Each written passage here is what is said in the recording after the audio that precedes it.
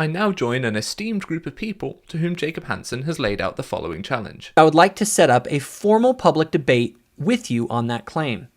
If not, then let's consider this matter resolved, and please be more careful in the future when making public claims.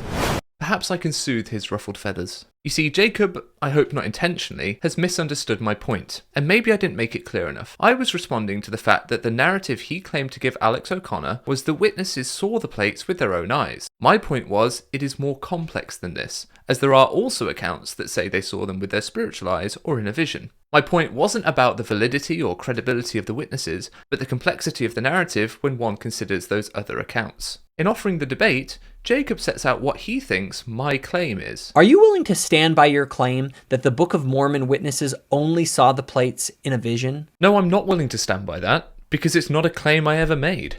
Here's what I actually said. Those 3 quotes alone showed that the information Jacob gave Alex, which he claims Alex repeated Verbatim. was not the full picture of the Book of Mormon witnesses. As for Jacob's point that he still believes God is omnipotent, I'm very glad he set the record straight on that. I honestly did believe Jacob was advocating for a limited God. Jacob's point seems to be that God cannot change the fact that suffering is necessary for our eternal progression. To him, this is a law God is bound by. As Jacob points out, there are Christians who believe in an omnipotent but in some way limited God. They believe God can only do what is logically possible. I would be interested to hear how Jacob thinks God creating a world without suffering while still enabling our eternal progression is not logically possible, in the same way as it is not logically possible for God to create a square circle or a stone too heavy for him to lift. But all that said, I'm terribly sorry to disappoint you, Jacob, but I just have no interest in debating you on a claim I never made, or at all for that matter. But hopefully we can indeed Consider this matter resolved. as we now understand each other a little bit better.